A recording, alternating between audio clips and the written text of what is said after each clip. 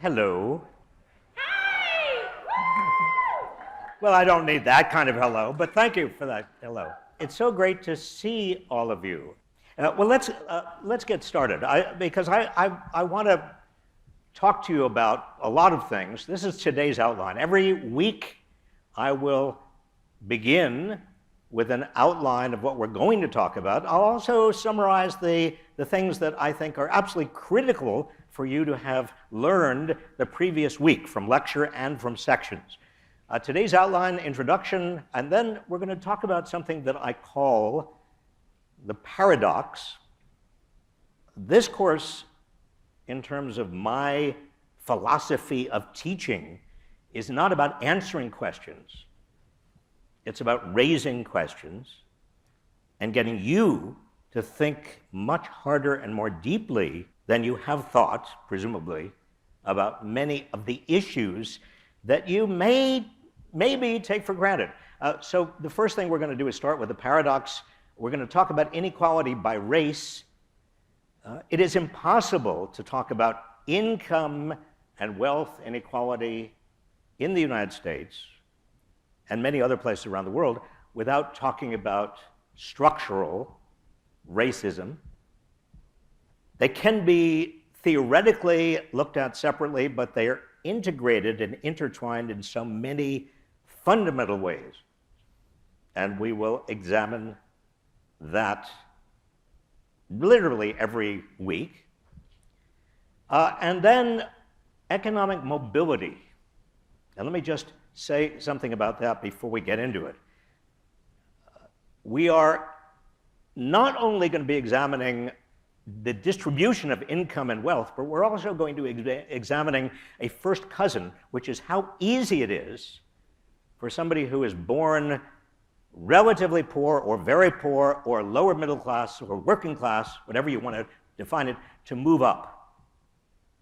That's another very critical part of the story and the questions that we will be addressing.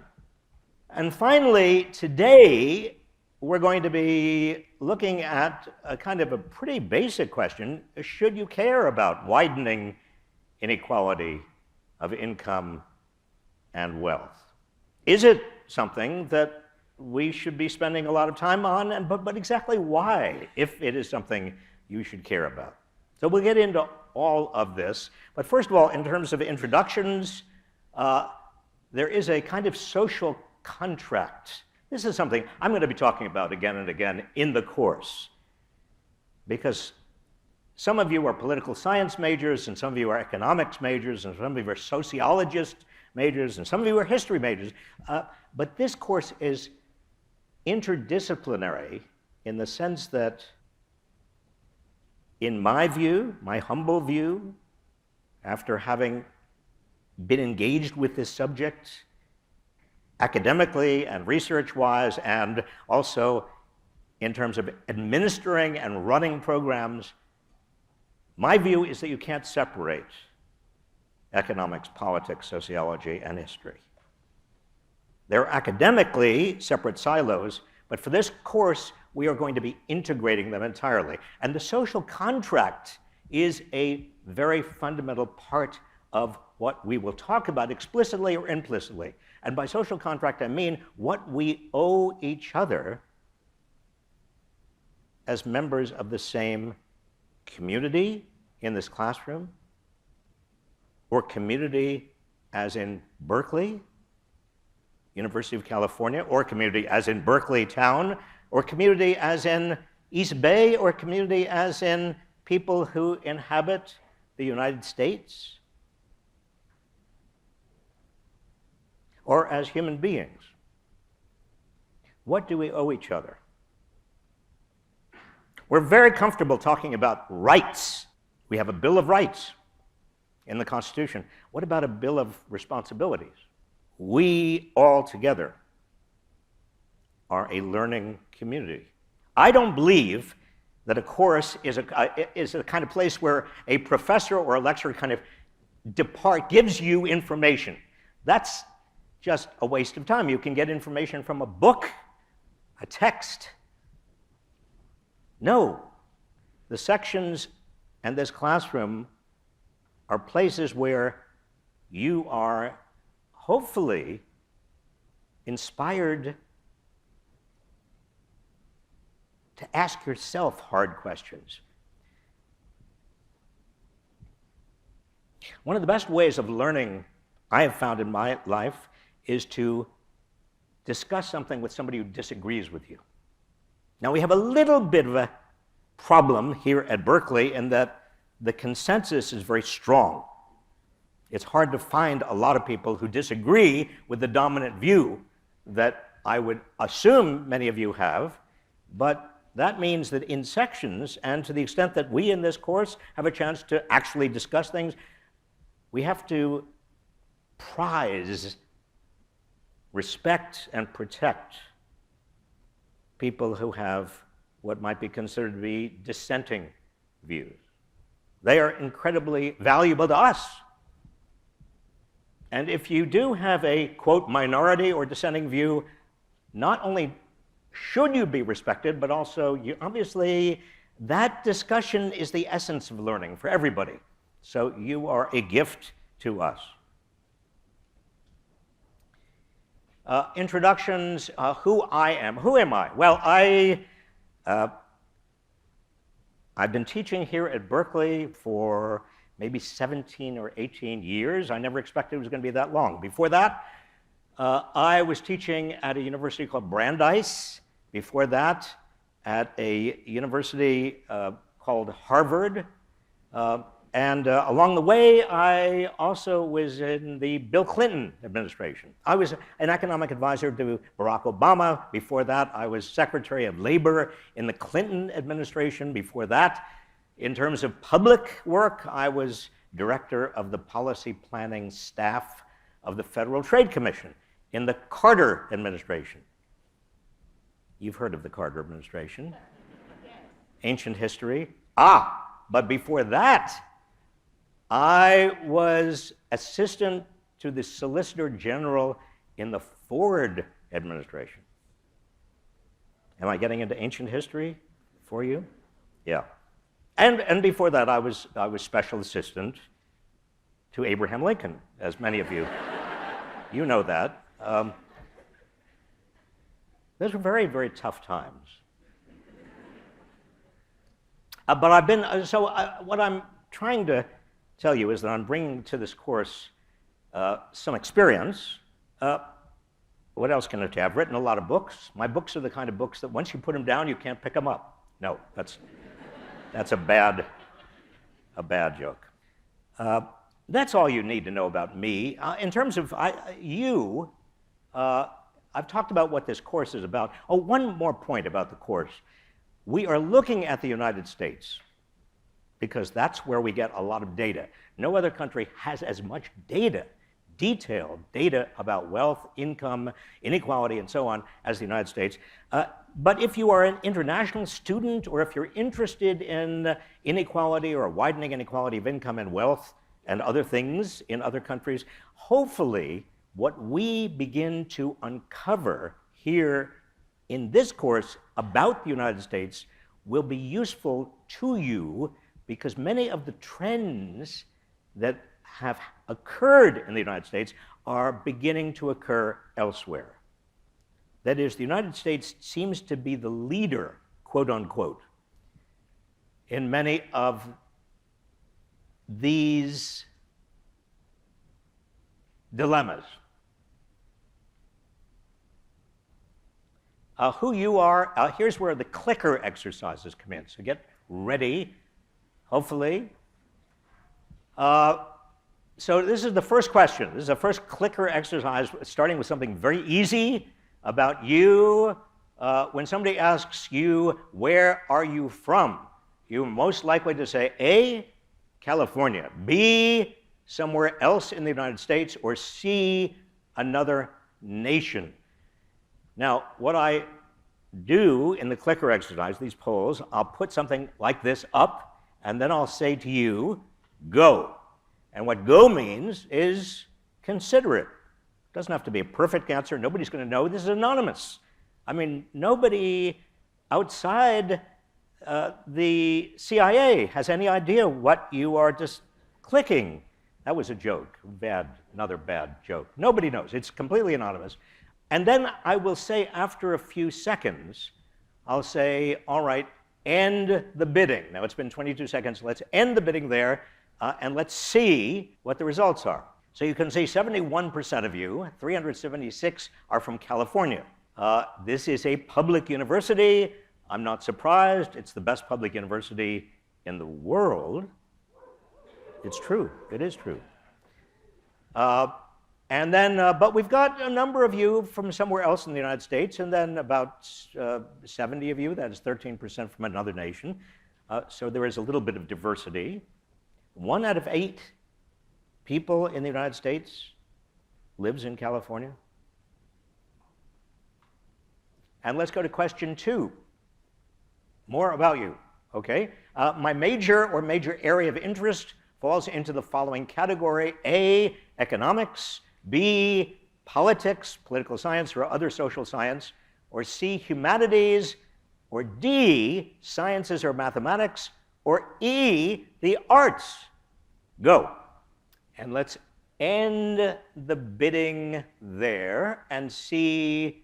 Well, it's a kind of a cross-section. We've got a 16% economics, and then we've got about a third of you politics or other social science, 10% of you in the humanities, almost 40% of you sciences or math, and the arts. Only 13 of you are in the arts?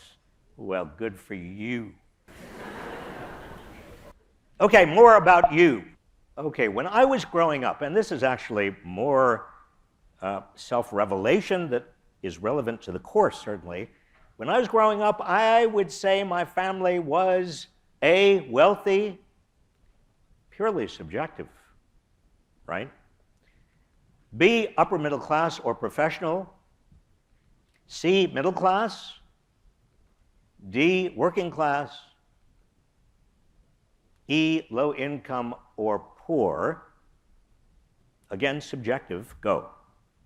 And let's end the bidding there and see, sort of, again, understanding subjectively. There's a big bunch of you say upper middle class or professional. A small number say wealthy. But then the rest of you are spread out: middle class, working class, low income or poor. I want to just stress the subjectivity here.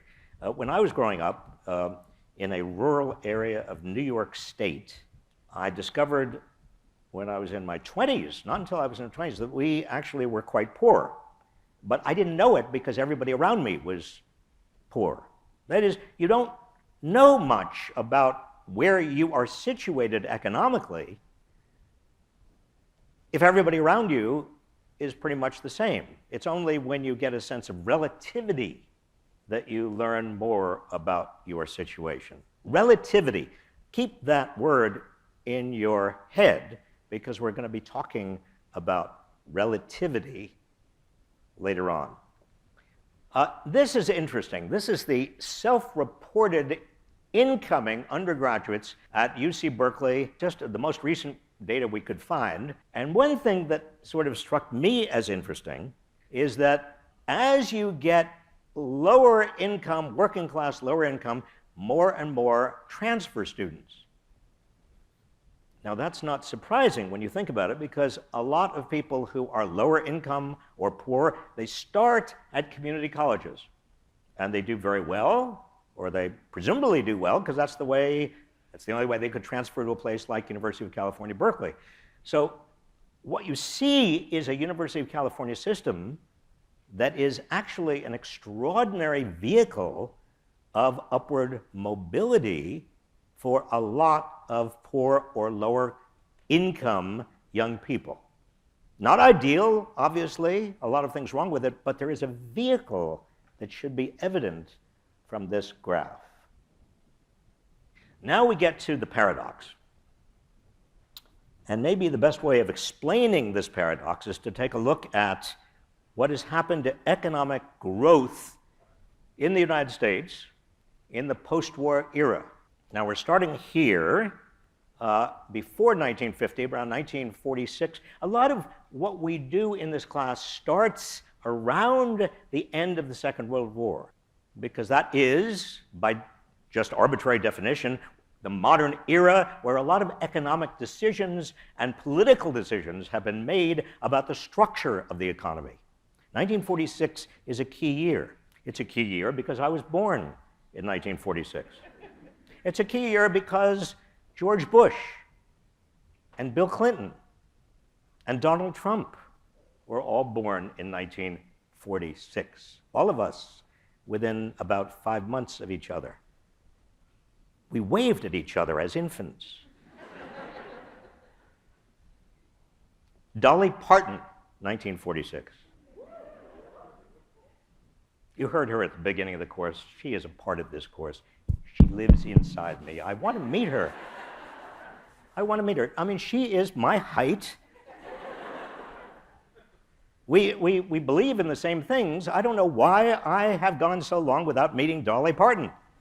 If any of you knows Dolly Parton or somebody who knows Dolly Parton, please get to work. There's not a lot of time. And you know who else was born in 1946? Cher. I mean, anybody who's anybody was born in 1946. And so we start with 1946, and the question, in fact, I'm going to reveal it to you right now, is what happened to the US economy beginning after the Second World War, and this is adjusted for inflation. Wow! That's called economic growth.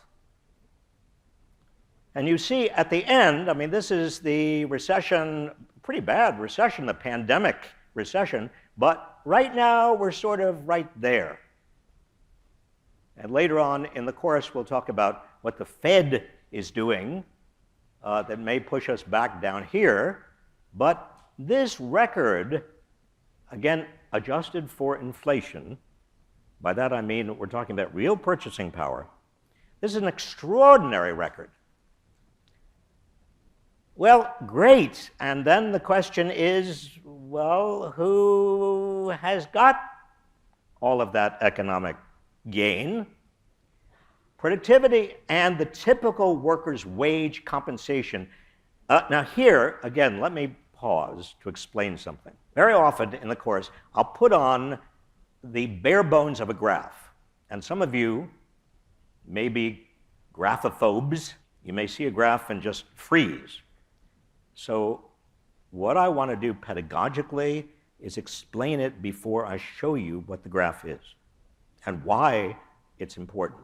Now, this graph that I'm about to show you will show you over time what has happened to the median wage. Median, that is half above, half below the wage of the typical worker in the United States over time. And I'm also going to compare that in this graph to productivity, how productive the typical worker has been.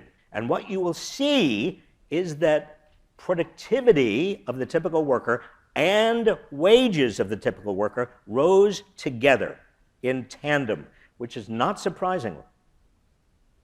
That's what we thought was the rule. In fact, when I was in the Federal Trade Commission in the 1970s, and we were starting with a bunch of economists, we looked at the wage data and labor data, and we saw that, yes, wages went up, and productivity went up, and they went up together. But then I noticed something, and I remember saying to the other economists I was working with, but there's something going on here. They're starting to depart. They're starting to separate. Productivity is continuing to go up, and wages are starting to stagnate a little bit. And the other economists that I shared, that I was the director of policy planning, but they were part of the policy planning staff, and they said, no, that can't be right. I said, well, look at the data, hello. They said, no, that wouldn't happen. Well, let me show you what has happened. And again, we're going to look at productivity growth and hourly compensation beginning in, and we're going to set it at cumulative change, and this is since 1948. So we're looking at how changes in the median wage, starting in 1948, could have been 1946, continued to go up together, and then I was starting to see something around here. Right, 1979, 1980, and this was what I was starting to see. Productivity was continuing to rise faster than the median wage. What was that all about? How did that happen? Why did that happen? Why that gap?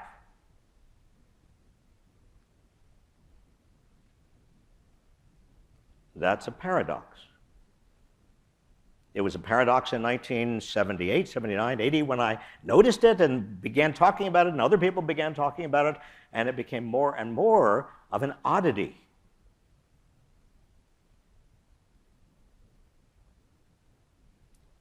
We'll talk more about it.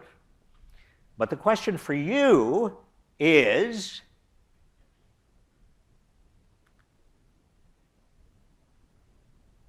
well, I want to show you this. This is current dollars. This is why, if you don't adjust for inflation, none of this makes sense. Just look at the constant. This is in 2018 dollars.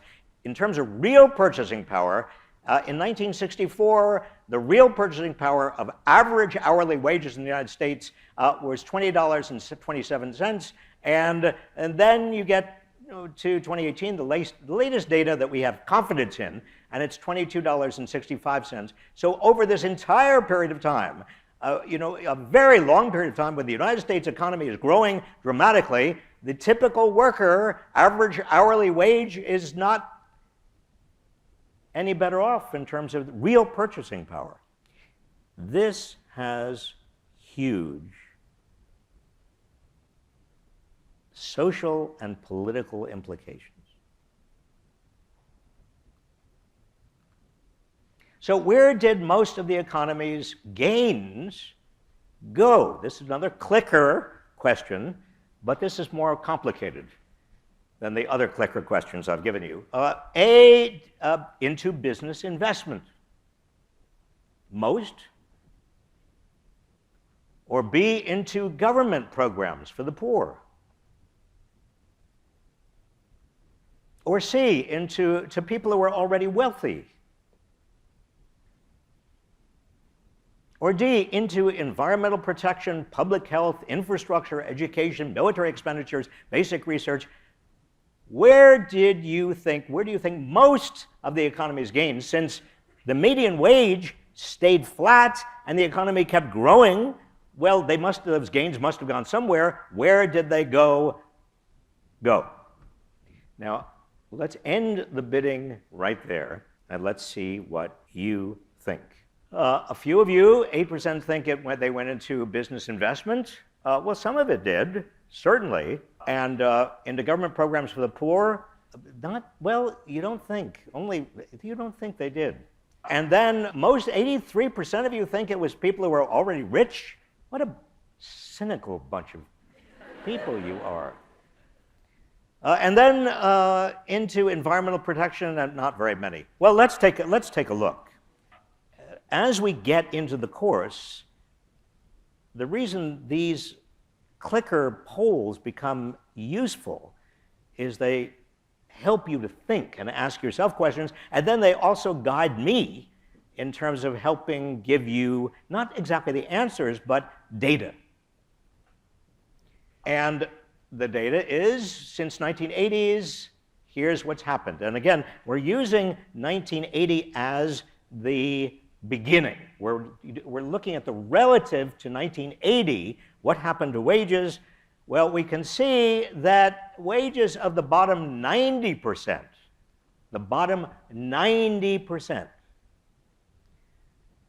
wages relative to what they were in 1980, well, they rose a little bit. Now, I'm not talking about the median. Median is half above, half below. I'm talking about the bottom 90%. And then we say that the top 1% did much, much better. Look at that. Their earnings, their change in earnings relative to 1980, quite dramatic. And then the top 1/10 of 1%, well, that's a fairly powerful reality. Maybe you like it, maybe you don't like it, maybe it's inevitable, maybe it's not a problem, but at least we are seeing the same data. Income growth has changed a lot in the last 30 years. I'm going to put on the slide, I'm going to give you a graph that shows whose income grew the most. If you're down at the bottom of the income ladder, how much growth do you get? If you're at the top of the income ladder, how much growth do you get? But we're going to do something kind of complicated to this graph. And this is going to, I'm just warning you, this graph is going to take you, even you graphophiles, even people like me who love the visual demonstration of information, you might choke a little bit on this graph. Are you ready? I just want to prepare you. Okay. Did somebody say wow? You said wow. I like that when people say wow. Do you know why you said wow? Why? I mean, why? Because it looks... It's sort of shocking. But for those of you who are not quite with us, what we're doing is we're comparing 1980, and we see in 1980, most of the growth in income was in lower income people. By 2014, look where the growth is, and let's just be very specific. The poor and middle class used to see the largest income growth. But now, and maybe, Nikki, we can move that poll over so people can read that, but now the very affluent, the 99.999 percentile, see the largest income growth. In other words, what we've seen is a dramatic shift in the structure of the economy. More dramatic than a lot of people know. Again, is it a problem? Is it not a problem? Well, let's hold that off, but let's at least see how dramatic the change has been. And when I talk about the suspension bridge, what I'm really talking about is a longer time series. If you go back all the way back to the 1914, 1915, we're not going to do this very often, but I want to take the largest view, and what I want to show you is something that is quite amazing. To me, it's quite amazing, because what we see when we take the long view is that between 1912 and 1930, beginning of the Great Depression, we had the top 1% had a lot of the total income of this country, and down here is the top half of 1%. The top half of 1% had a lot of the total income in the 20s and early 1930s, but then as the Great Depression wore on, as we went into World War II, as we went into, well, after I was born, and Bill Clinton, and Dolly Parton, something happened. And we had the greatest degree of equality. We've had, the top 1% had the smallest percentage of total income. This is before taxes. And then around 1980, we started to go back to where we were. And that's why I talk about it as a suspension bridge, because we seem to be repeating some sort of historic cycle or reality. And one of the paradoxes we've got to unravel in this course, it's not economics, it's not political science or politics, it's not exactly sociology, is what happened in the middle. Why this period of time, roughly from the end of the Second World War through the 1980 or a little bit after 1980, why did we see the economy acting, functioning so differently than it had before or since? What was exceptional then? Now, I should tell you another thing about the course here. The first 6 weeks, we're going to be examining why. What happened? We're going to look at the why from a lot of different angles and dimensions. And then the last half of the course, we're going to be looking not so much at the why, we're going to be looking at, well, what do we do about it? Or if we're concerned about it, what are the policy areas and the policy implications? But we can't get to the policy part of the course until we answer the why part of the course. Because policy talk, without understanding what actually happened, is an exercise in futility.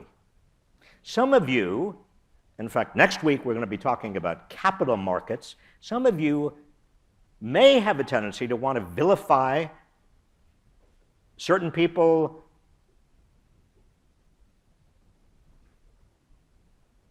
Elon Musk, I don't know, whoever you want to vilify, people who are very rich, powerful. I'm going to try to discourage that,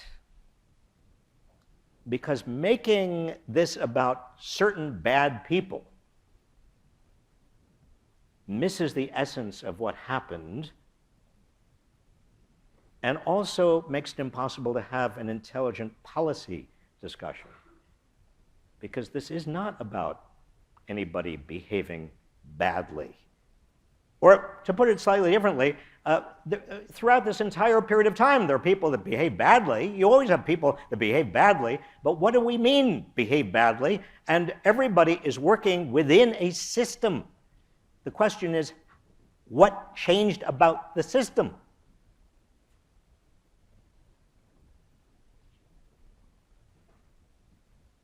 Now, this is important. This is one we once grew together. This is between 1947 and 1979, but this shows you that the lowest fifth, the poorest fifth of Americans, they grew during this period in terms of income, not height, in terms of income, grew more than even the top fifth.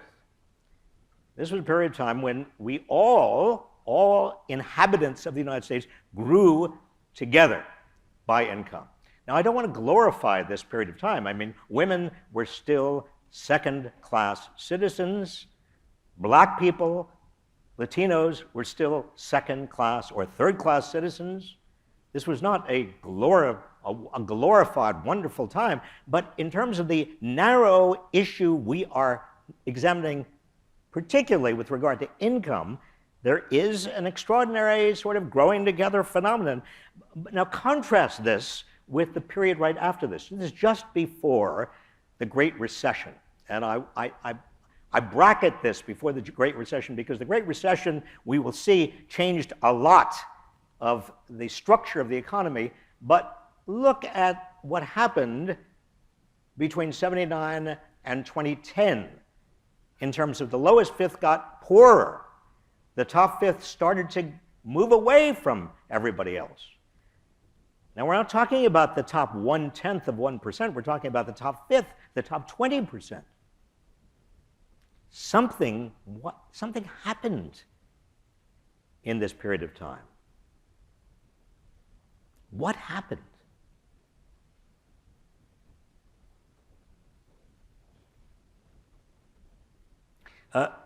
We have not yet talked about wealth. We've talked about income. Now, I want to say something about wealth.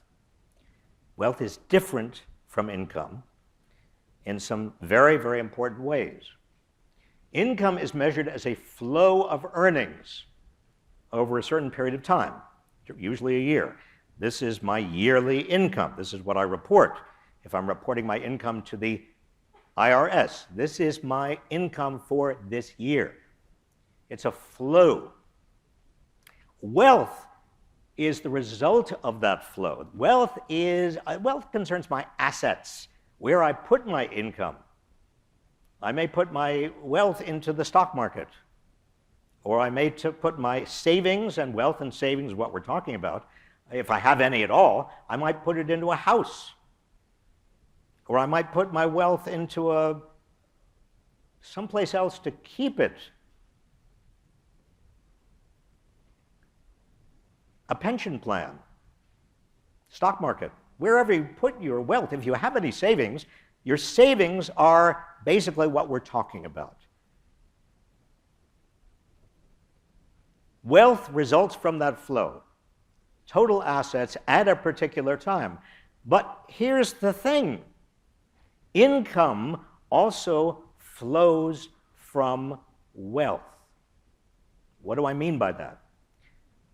If you have a bunch of stocks, you have a lot of value in the stock market, you might get dividends from the companies you own, or the little pieces you own of companies. Dividends are the companies basically giving you a little piece of your ownership stake back per year. Not all shares of stock have dividends attached to them, but a dividend would be an example of making some money off of your wealth. Or you might own an apartment building, and you get rent from that apartment building. The apartment building is your wealth, and the income from your renters is income from that wealth. The reason I'm talking about all of this is people get very confused, and policymakers even get very confused about all of this. I mentioned Jeff Bezos, for example, Elon Musk. How do they live? What do they live on? They don't live on their wealth. Their wealth is in the stock market, in shares of stock of Tesla, or shares of stock of Amazon, or whatever shares of stock they have. No, what they do is they borrow money from the bank, usually a big bank, and use their shares of stock. They're huge, tens, hundreds of billions of dollars, as collateral to get pretty good terms on a bank loan. And they live off of those loans. I'm looking at your faces, and I would say 20% of you have no idea what I just said. But we'll come back to that. Don't worry about it. Income from wealth, this is also important. The top 1%. Here is the top 1%. More and more of the top 1%. This is a time series, again, starting in the late 70s, 1980, going all the way up as close as we can get to the present time in terms of good data. You can see that the top 1% is getting more and more and more of their income from their wealth. Again, my scanning of your faces, if you understand what I'm talking about, great. If you don't worry about it. We will come back to this. This will become very, very clear to you. The readings make these things very clear. Total family wealth.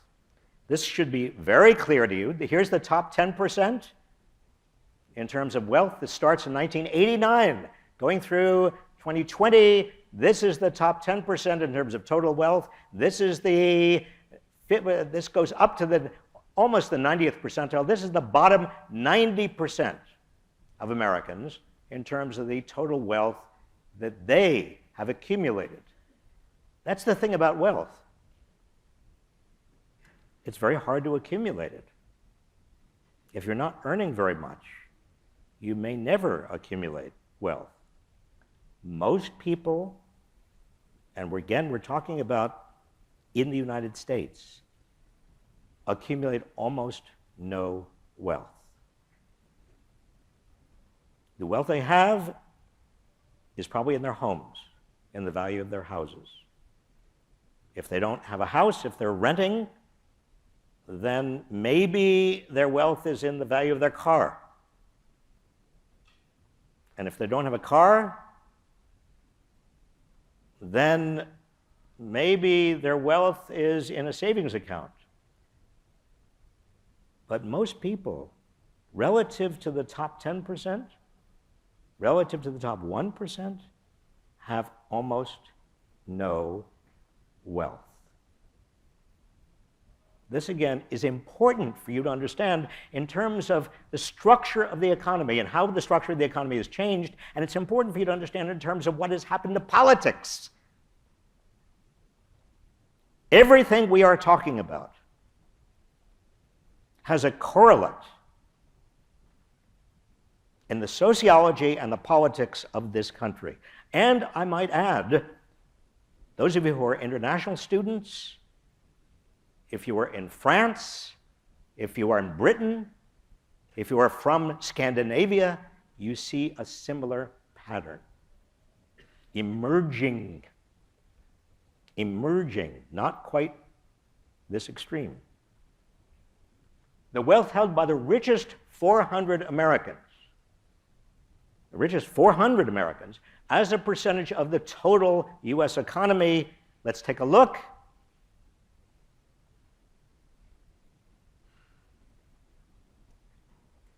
Starting in 1980, this is just 400. Do you get the picture?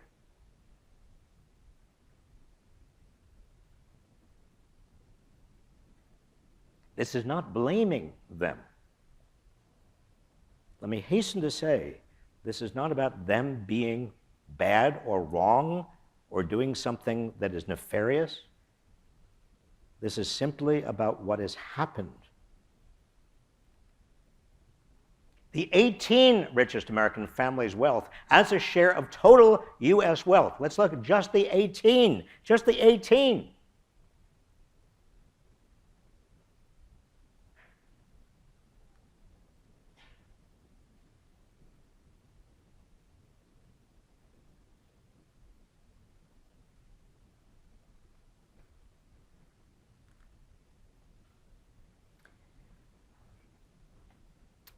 Now let's pause and look at what all of this has meant in terms of racial categories. Now you know, you've taken courses, you understand, you are sophisticated enough to know that race is a social construct. But it's a social construct that has consequences, social consequences, in terms of racism. And not just racism today, but a history that becomes more and more important to explaining where people are today.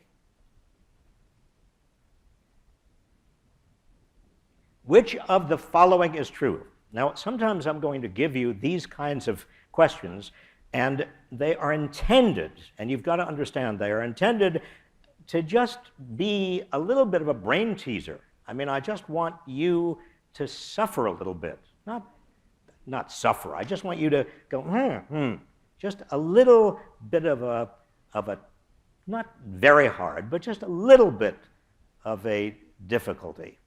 So this one, and I do this, which of the following is true? Only one of the following is true. Now, which is it? I will go through each of them. A, the racial wage gap. Wages between black people and white people, between black people and Latino people. The racial wage gap is larger than the racial wealth gap.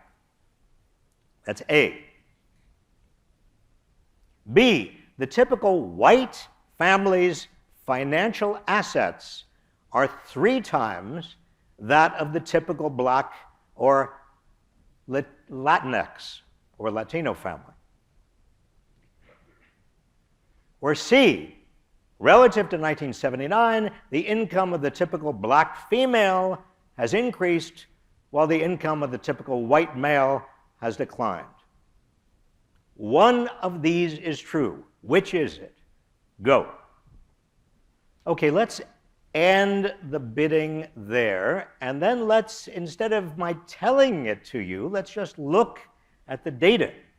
Oh, we probably ought to look at what you say. Okay, so most of you say B is the one that's false. The typical white family is financially 3 times that of a typical black family.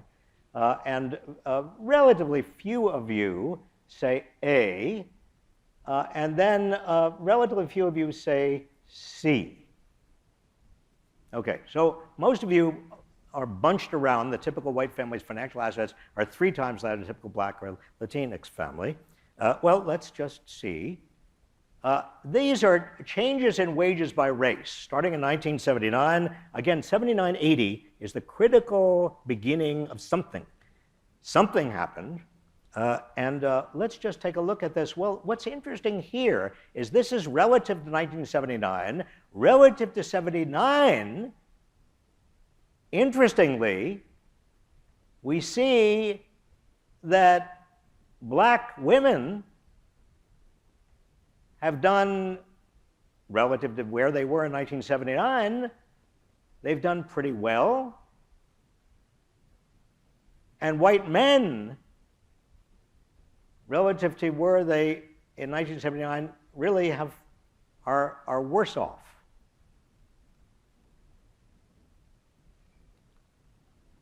Well, that's important for a lot of reasons we will come back to. The racial wealth gap is substantially greater than the racial income gap. Let's take a look. Because wealth, again, is a cumulative effect. And you can see that the racial wealth gap, here are white people in terms of the wealth that they have. Since 1963, adjusted for inflation, incredibly very substantial increase in wealth. But here we have black and Hispanic or Latino families not really keeping up at all. So there's a big difference here. The racial wealth gap is much greater than the racial income gap.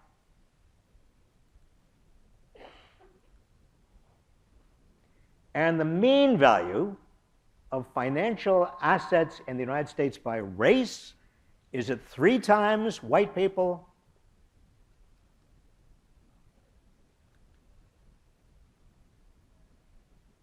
It's much more than 3 times.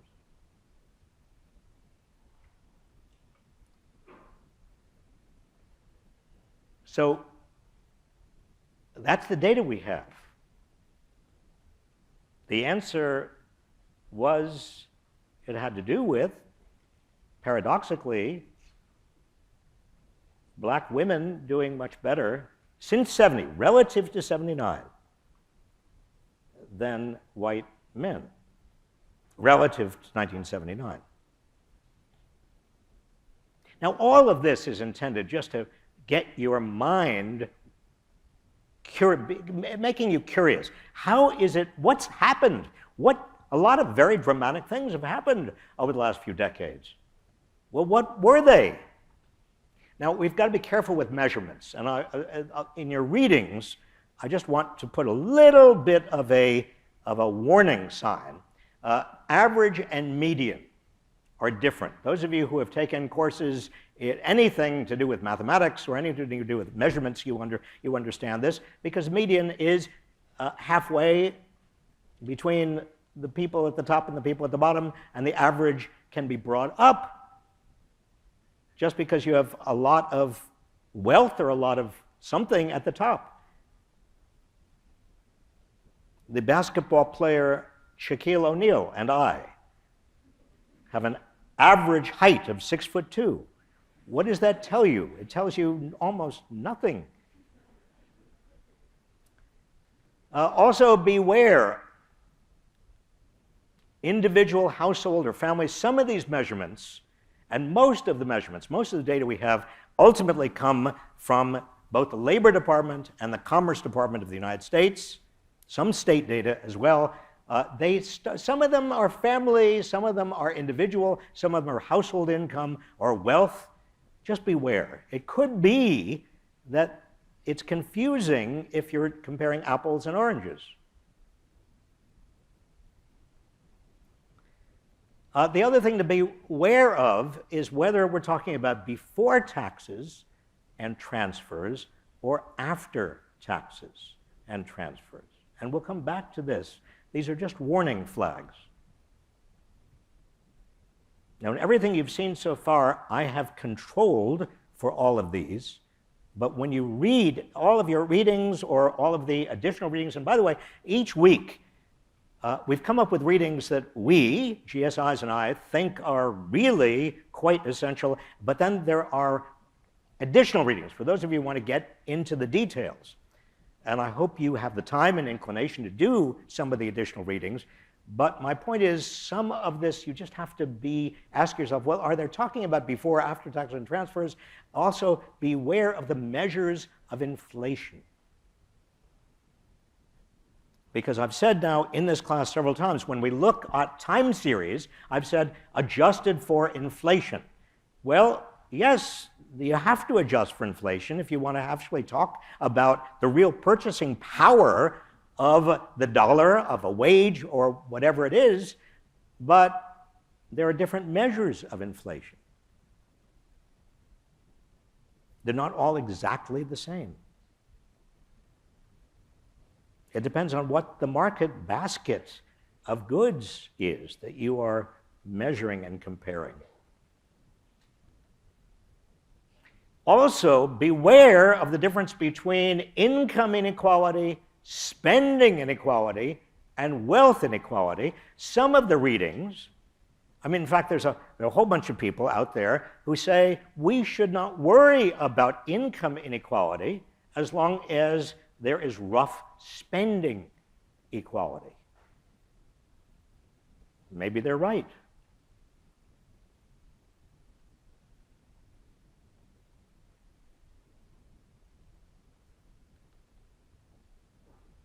Also, samples, racial statistics. A lot of the US government data on race, for example, bunches all Asians together. Can you imagine anything more absurd? You're taking a big chunk of the entire world, who happens to be in the United States, and you're saying they're all the same, and we're going to treat them all the same? Well, a lot of these categories are left over from years before, when it didn't seem quite as absurd to categorize, but we've got to be aware of how foolish some of these categories might be or become. Okay, mobility. As I said to you earlier, another dimension of all of this, besides income inequality and wealth inequality, we've got to look at how easy it is for somebody to move up or fall down. If there's a lot of mobility, if you born into a poor family can very easily become wealthy through just working and playing by the rules, then it's less of a problem than if you're born poor and you can never get anywhere. So let's take a look at mobility. This is a question for you. It's a yes-no question. We can do it quite quickly. Are you satisfied with opportunities to get ahead in America by working hard? A, yes. B, no. Go. Okay, let's end the bidding there and see what you think. Overwhelmingly, 73% of you say no. 27% of you say yes. This is, if there's any social compact in the United States, this is sort of the essence of the social compact. Everybody ought to be able to get ahead by working hard, by playing by the rules, but if you can't, something's wrong. Something's profoundly wrong. Now, I don't know what is in your heads when you say no, but let's take a look at the way this question has been answered over the last 20 years by a random sample of Americans. Well, most of them disagree with you. Most of them say they're satisfied with the opportunity to get ahead by working hard. But interestingly, if you look at the trend line, just over the last 20 years, the trend line is downward. And anybody who has followed polls, particularly opinion polls, and they're flawed in all sorts of ways, but one thing that's interesting and Gallup does this quite well, is that even a fall of 10% is significant. It signals something. This, too, we will come back to. Social mobility by the percentage of children. Now here I've got to explain, again, before I put this up and confuse you. We're going to look for each quintile, each 20% of income group, how easy it is for the children in that income group to get into a higher income group. So let's just take a look.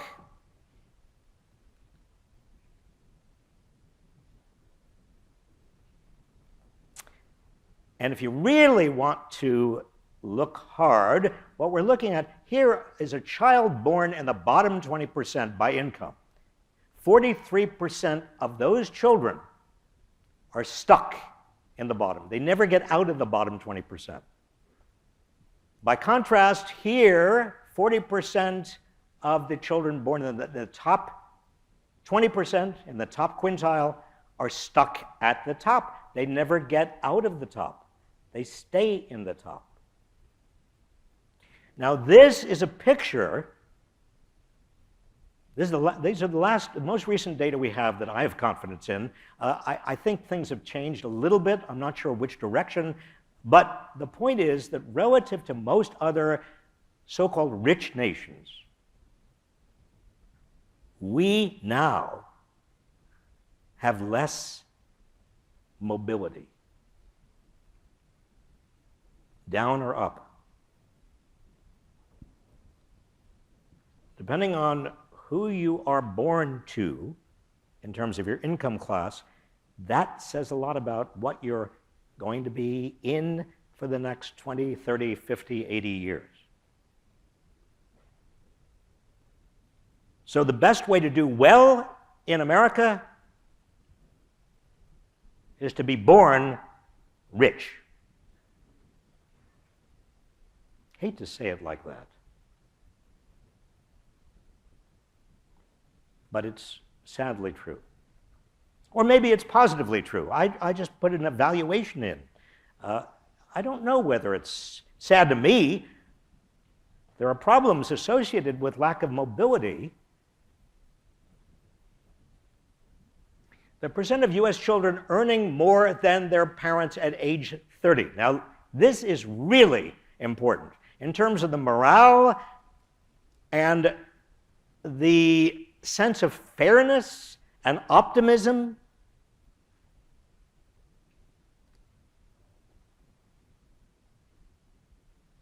Remember, I was born in 1946 along with Bill Clinton and George W. and Donald Trump and Dolly Parton and Cher. And that was a time when everybody assumed that they would do better and their children would do better than they did. And they were right to make that assumption. Because most children and then grandchildren did better than their parents. You see how that can have an effect on group psychology, the national understanding of the collective social compact. And if that stops, let's take a look. Let's take a look. Now, we're talking about children born. Here, we're going up to 1984, children born in 1984, who, by the age of 30, are now, getting up there. They have their own children, they have their own careers, they have their own, well, that's a pretty good way of viewing it. Well, let's see.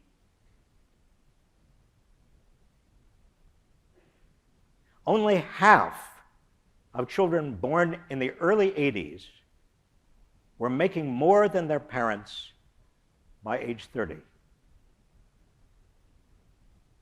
In 1940, 1945, 92% of children were, by the age of 30, earning more than their parents.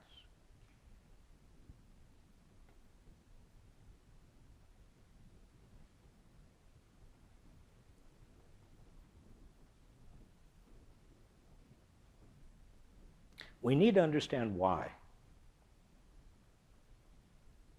We also need to understand the implications of all of this.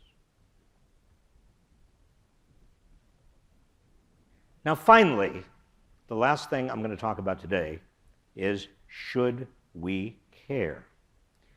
And the reason I even bring this up is because there are a lot of voices out there that say we should not. And I want to talk to you about their arguments, because it's very important in this class, in your sections, very important that we understand all of the arguments and that we respect those arguments, but we have to at least understand what the arguments are. Should we care? No. One of the no reasons why we should not care about widening inequality of income and wealth and also lack of mobility is that the rewards of great wealth fuel entrepreneurship from which we all benefit. Or to say that in a slightly less highfalutin way, without inequality, or at least some inequality of income and wealth, there would not be enough incentive for people to invent and create businesses and create jobs. You need those incentives. That's what the argument would be. And when you do have incentives, when people are inventive, when Jeff Bezos and Elon Musk and a lot of others are creating and inventing, we all benefit.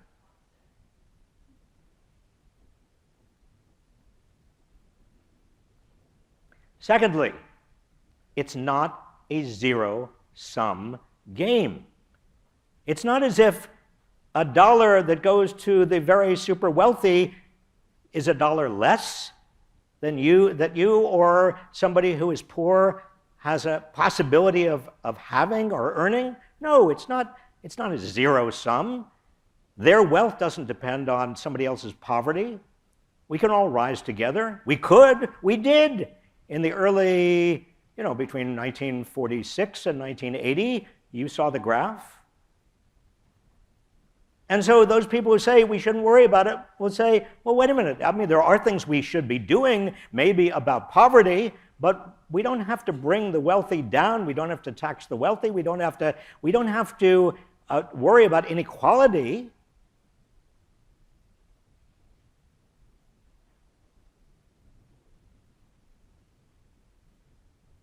We can remedy poverty without reducing inequality or wealth. And we just focus on poverty. Since I came to the Bay Area, I've seen more and more and more poverty. It's evident to all of us. It's around us. There are more people living on the street. There are more homeless people. Well, this argument would be, if you want to do something about that, we can do it. Let's focus on getting that done. It doesn't mean we've got to reduce inequality, because it's not a zero-sum game.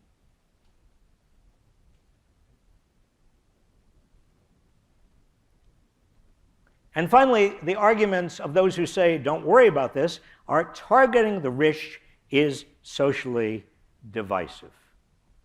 I was on television not too long ago debating with a fellow who I served with in the Clinton administration named Larry Summers. And we were talking about this issue, and Larry kept on saying, why do you continue, Bob, why are you continuing to attack the rich? That's socially divisive. Why are you doing that? We don't need to do that. I said, I'm not attacking any individual person, and I'm not even attacking the rich. And Larry said, it certainly sounds like you are.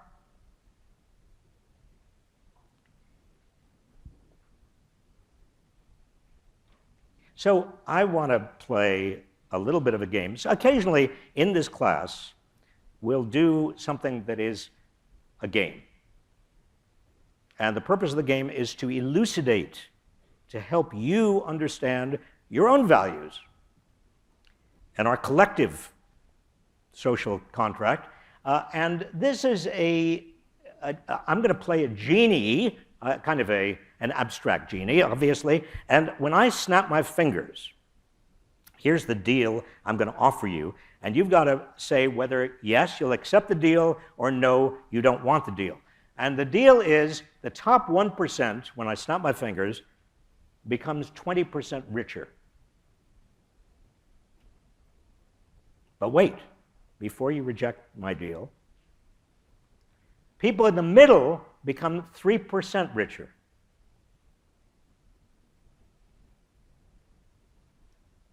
And people at or near the bottom remain the same as before. In other words, I'm going to snap my fingers, and nobody is worse off than they were before.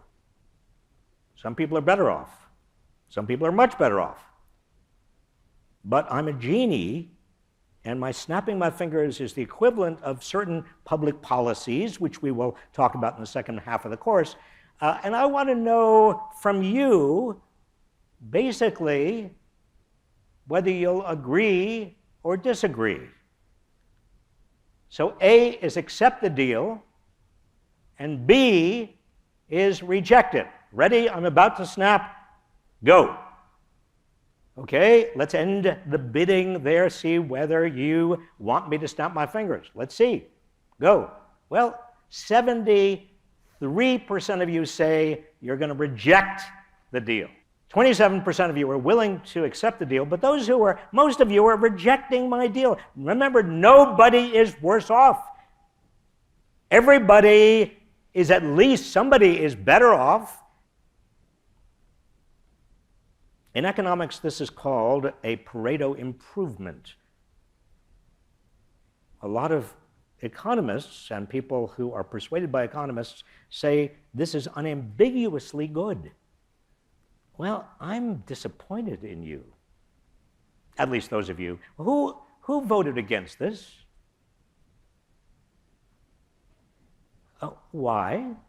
Because I want the people at the bottom to get something. You want the people on the bottom to get something. Things to stay the same. You don't want things to stay the same. You want people on the bottom to get something. But wait a minute. The people at the bottom aren't worse off. The people in the middle are better off, and the people on the top are better off. So why is it envy? What's going on? It's not envy, but I want my piece of the pie. Wait a minute. It's not envy, but you want your piece of the pie, so you're willing to sacrifice the middle and everybody at the top? All right, give you a better deal. Give you a better deal. Eat the rich.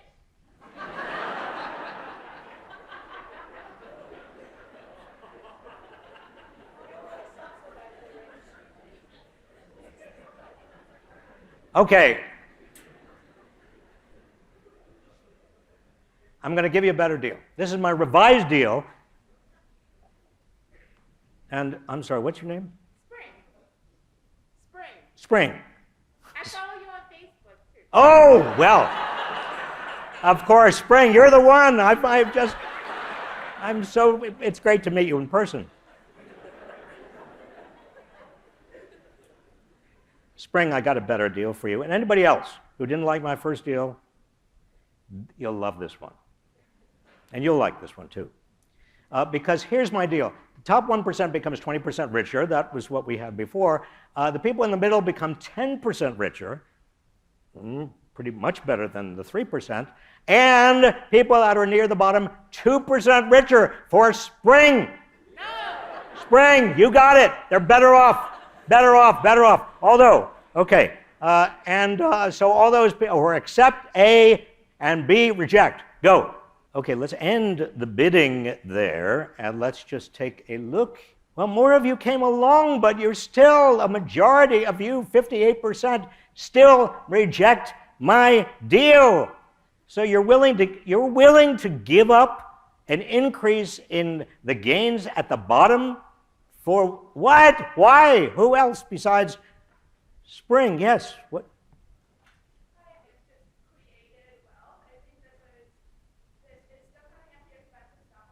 Wait a minute. There's no such thing as created wealth? But there is, in the sense that you've got inventors, you've got an economy that is growing. I showed you how much the economy is growing. I mean, you've got a way, all sorts of ways of more wealth and more income being generated over time as the economy becomes more productive. I mean, all kinds of wealth. My genie is just a sort of a stand-in for what has happened. So what's the problem? What's your name? Emily. Lily. Emily, Lily. Lily, Emily? Lily. Lily. Well, what's your problem? Why don't you're willing to sacrifice the gains for people at the bottom?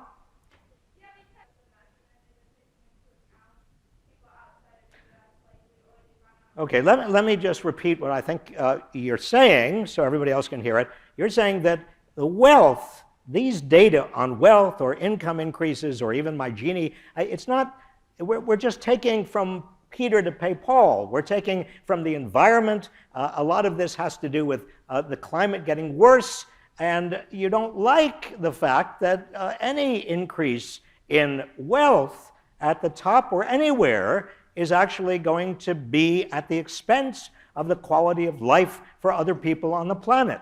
That's what you're saying, isn't it? So it's not about so much inequality here, it's about the trade-offs globally and also in terms of climate. Right? That's what sort of what I understand. Well, I understand and I respect that, and maybe you, Lily, and you, Spring, and others here would find what I'm now going to suggest, another quote-unquote game, particularly illuminating along those lines. It's an experiment. And let me tell you how it's going to work. You all are going to be divided into couples. Now, I don't mean you are going to be a couple. I don't mean you are going to have to live with the person but next to you. But every one of you, just look to the person to your right or to your left, okay? And if you don't have somebody to your right or left,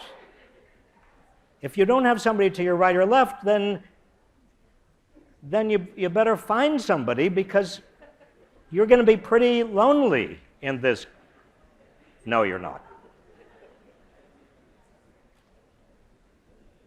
Okay, here's the experiment. I want you to divide up into couples of, and on my left, the person on my left is going to get, figuratively, $1,000 from me.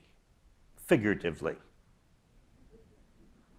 In fact, let me give you the rules. This is very, and the rule, one rule here is complete silence. This game is only going to work if everybody's doing it in silence. This is a learning game.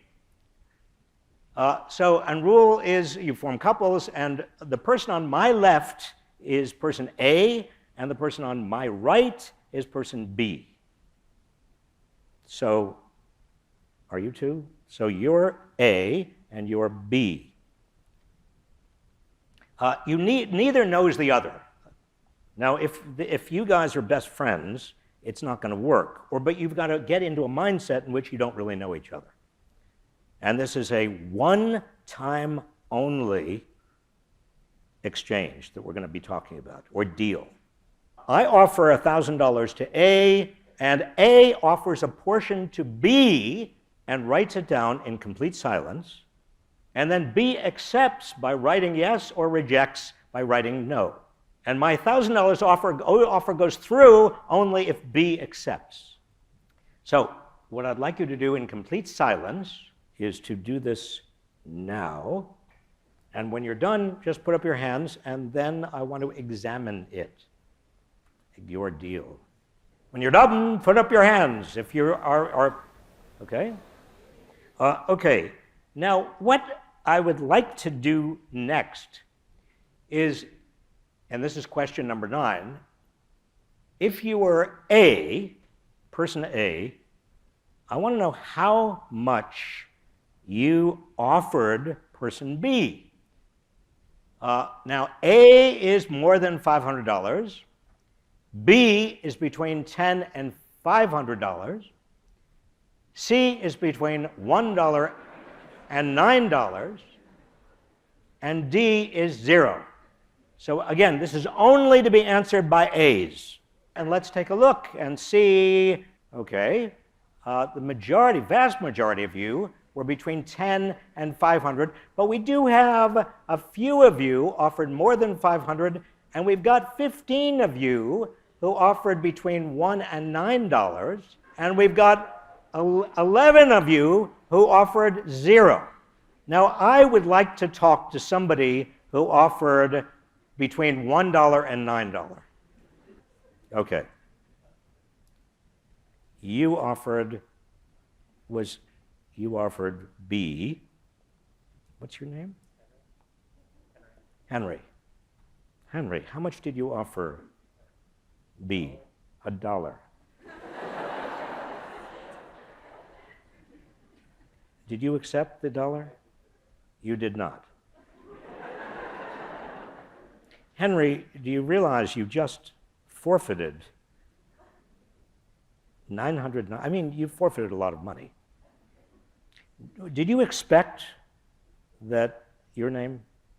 Graham. Did you expect that Graham would agree? You hoped he would. But that's not my question. Did you expect Graham to agree to $1? No? Then why did you offer him $1? Well, you wanted to make a point? Well, you made a point. I'm not sure it's the point you wanted to make. Well, what point did you want to make? Oh, I see. You were wanting to make a point that Graham would be better off. But Graham, you rejected $1. Now, that means you could have had $1, Graham, and why did you reject the $1? I was going to say yes. You would have accepted $10. But why did you reject $1? Because, like, you can't really do anything with $1. But, like, You can't do anything with $1? Yes, you can. You could buy yourself 1/5 of a cup of coffee, or I mean, what? You mean, in other words, $10 would have done it for you, Graham? Graham, wait a minute. I want to just make sure I understand. You would have accepted $10. Is that before or after taxes? Spring. Hold it. So how do you feel about that? Fine. All right. Anybody else out there who offered sort of $1, $10? Nobody else? Nobody? Well, I know you did because I have the evidence up here.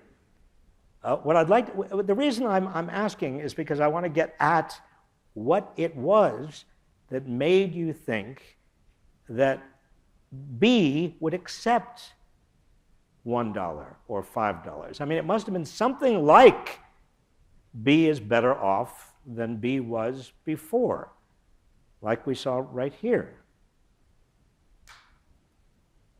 All right, let me ask a different question. Is there anybody who offered more than 500? Okay, right here. What's your name? Jay. You offered more than 500. Why did you offer more than 500? Because you're guaranteed an acceptance. And you thought that offering less than 500 might jeopardize the whole thing. And your B, yeah, and your name, I'm sorry. Yeah, and you accepted. Would you have accepted something less than 500? How much less than 500? I'm sorry? You would accept anything?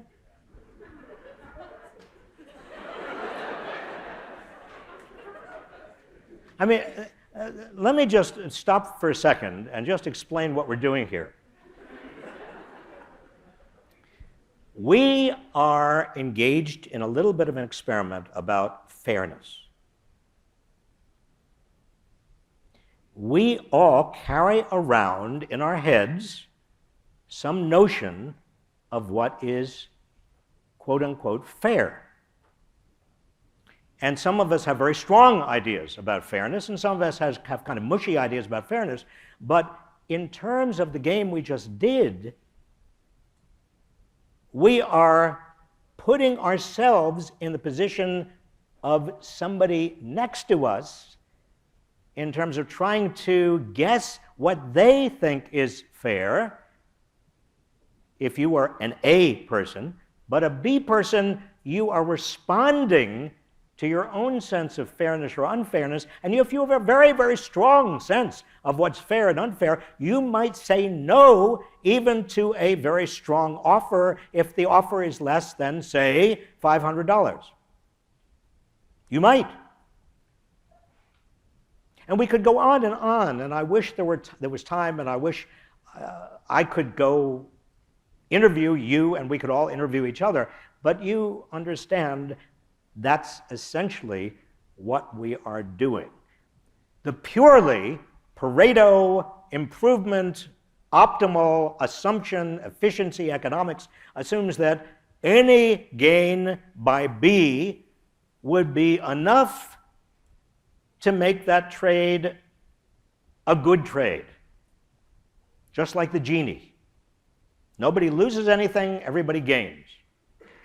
But what intrudes on the genie game is the same thing that intruded for some of you on the little $1,000 game we just did, and that is your own sense of something about it maybe being unfair. And what we need to do is unpack what that is. We don't have time to do that. Maybe, hopefully, in your sections, you can do it. But it's important because as we diagnose what has happened to the economy, what has happened to inequality, why we're concerned about inequality if we are, as we investigate our notions of fairness or lack of fairness become profoundly important, and we've got to understand where they come from. Let me just end on this little anecdote. When I was Secretary of Labor, I would all the time go out to Ohio and Pennsylvania and North Carolina and other places where there were a lot of unionized workers and a lot of manufacturing workers and a lot of non-unionized workers. I didn't consider myself secretary of just unionized America. I was Secretary of Labor, and I would go out and I would talk with thousands and thousands and thousands of workers, hourly wage workers. And that was in 1990, starting in 1993, 4, 5, 6, 7. And what I found as I went out to talk with these workers is a little bit of feeling of being treated unfairly. Now, it wasn't dramatic. It wasn't that they were absolutely angry, but I kind of conducted a free-floating focus group, if you want to put it that way. I would talk to them, how are you doing? How's your family doing? How's your job? And we'd get into their feelings about the system not treating them quite fairly. The bosses are doing great, the executives are doing great, the stock market, blah, blah, blah, blah, and I'd pick up something everywhere I went, unionized or non-unionized. And then in 2016, years later, I went back to these same states, sometimes the same people, often their children, once, in 2 or 3 instances, their grandchildren. And we would talk about just how they're getting on. We'd have these discussions, a free-floating focus group. But I'd ask them the same kind of questions, and what I picked up was much more anger. Now, what I picked up is exactly what you saw in a lot of today's charts. They didn't put it in terms of these charts. They put it in terms of how they felt subjectively about the way the economy was run, the way the system was run, the way politics was being undertaken, the way the powerful people treated them. They were not Democrats or Republicans. They didn't put Democrats or Republicans the first thing. They didn't begin with their political philosophy. They just began with their feelings about how they were being treated. And they were angrier, substantially angrier in 2016 than they were 20 years before. And then I would ask them in 2016, well, who are you interested in terms of presidency? I mean, we were just on the verge of the 2016 election. We were still months away. In fact, we were still before the nomination. But we were on the verge of the 2016 election. And I'd say, well, who's interesting to you?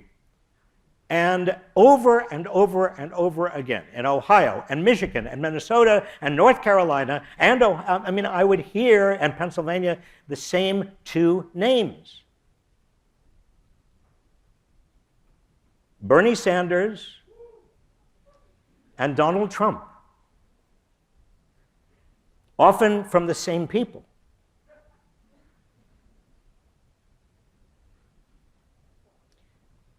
Now, I want to suggest to you that the subject of this class is directly and powerfully related to the subject of democracy and the quality and capacity of our country to survive, whether you are worried about climate change or you're worried about anything else. I want to suggest to you that much of what we are going to be talking about over the next 14 weeks is happening now. This is not an exercise in theory. This is an exercise in understanding reality, understanding a system, a political economic system moving through time.